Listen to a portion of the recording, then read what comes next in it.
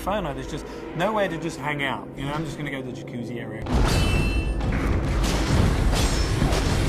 Anger is all about just intense violence and rage. Everything in the world is against you. Cutting limbs off, heads are coming off. Boom, boom, boom. Anger is definitely a level that Dante can sort of unleash his fury in.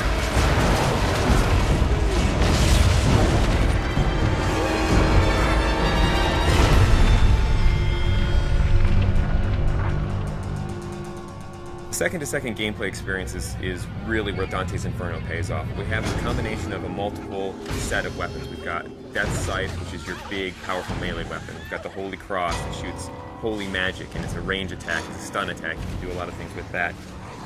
In addition to that, we have magic. You'll have magic powers that are on the righteous side and the unholy side. If you're in trouble and you want to like get out of the way or jump in the air or roll over there, whip out the scythe, blast with the cross, all those things just kind of lead into each other. You don't kind of have to stop, start up something else. The main thing is you have a big-ass scythe in your hand. We had like a sword at first. It wasn't feeling right. It just felt small and puny. The scythe's the thing here. That's almost the other character in there. The scythe that Dante uses is actually Death Scythe. It's dark, it's evil, it's punishing, it's sharp.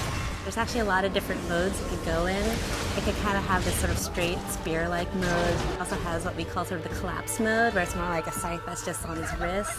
At the beginning, we're all trying to find different things. We actually bought a scythe, you know, farmers, monthly or whatever. So we bought this scythe.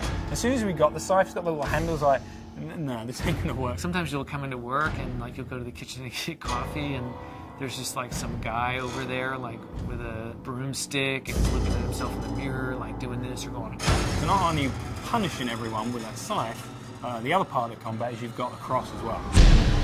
The cross primarily is about stunning, pushing back, holding off enemies to buy yourself time. You know, it never really touches anyone physically. It's more about the power that emanates from it.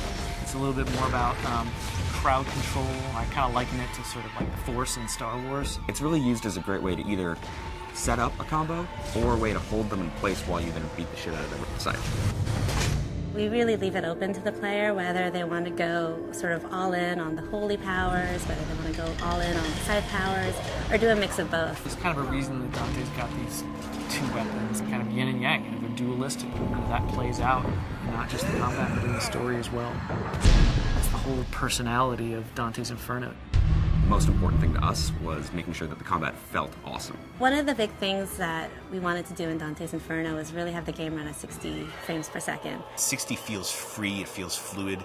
30 feels like you're drunk.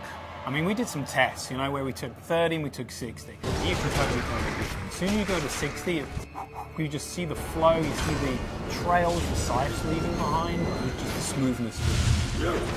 It's a visual and a tactile thing. It's how it feels, but 60 frames a second is pretty good. Especially with all the great effects we got going on in the game now. Sassy. By the time you get to anger, you're kicking some ass, but don't get too comfortable, because pretty soon this shit's really gonna go down. Going into anger, which is really combat focused, and you're really going to test your skills in that arena. Then you're going to go into heresy, which I think will make you think about certain things that you may not normally think about in a video game. Dante starts to go wild.